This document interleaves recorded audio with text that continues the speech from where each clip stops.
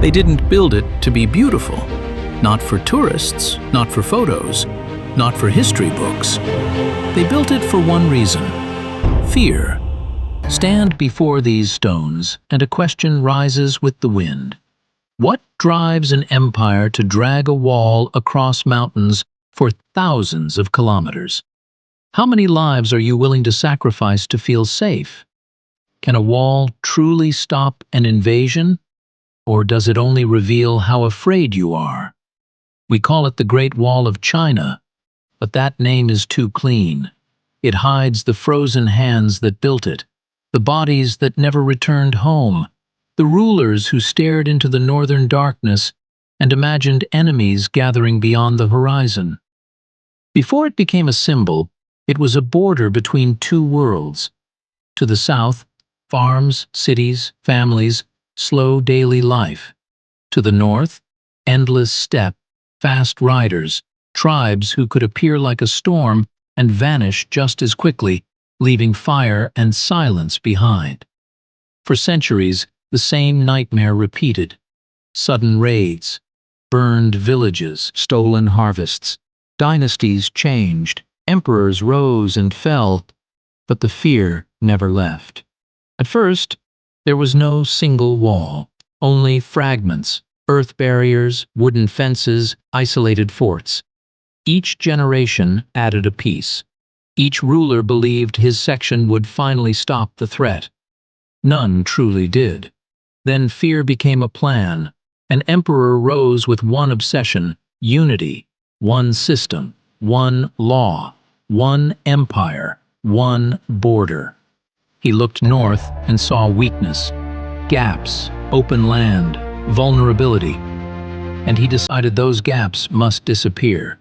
From that moment, the scattered barriers became one living structure, a continuous line of stone and towers meant to cross mountains, deserts, rivers, and valleys. Not many walls, but one body. A serpent of stone, born from ambition, fed by human labor. Construction began where nothing existed. No roads, no villages, no shelter. Only rock, snow, and burning summer heat. The order was simple. Here, a wall will rise. Peasants were taken from their fields. Prisoners were sent in chains. Soldiers and craftsmen were marched north. They dragged stones by hand, carried them in baskets on their backs, passed weight from man to man like a living machine. Those who fell were replaced. Those who slowed were forgotten. By day, the mountains echoed with hammer strikes and shouted commands.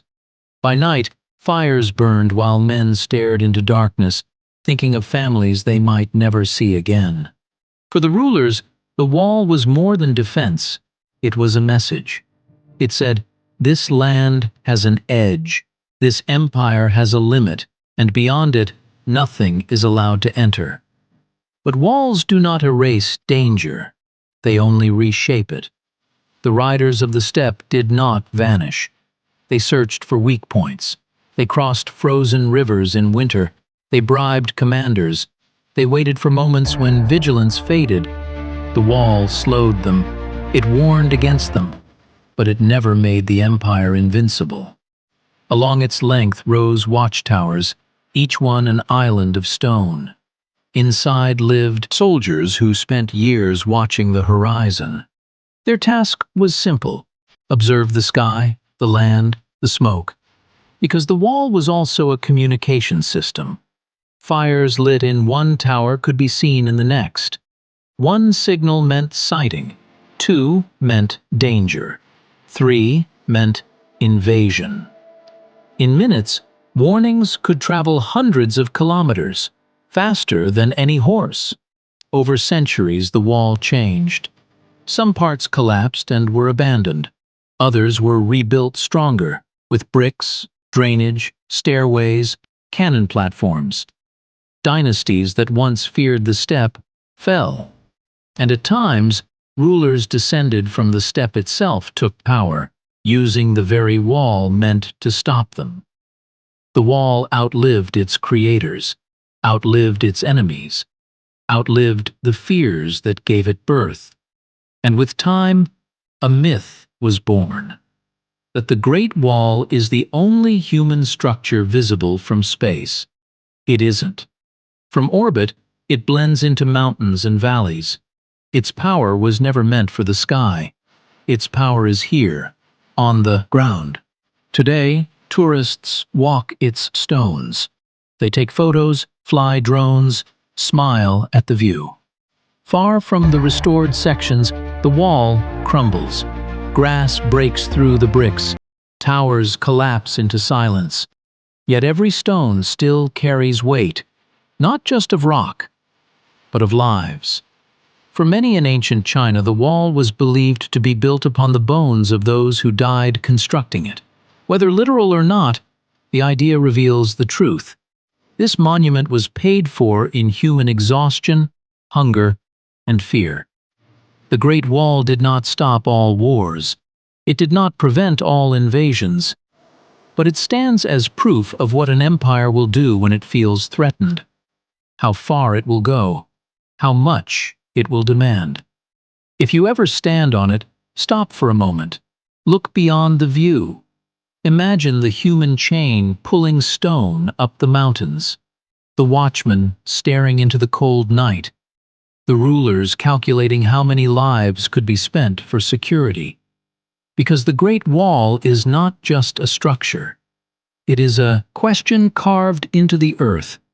How much are we willing to sacrifice to feel safe? Even today, nations build walls.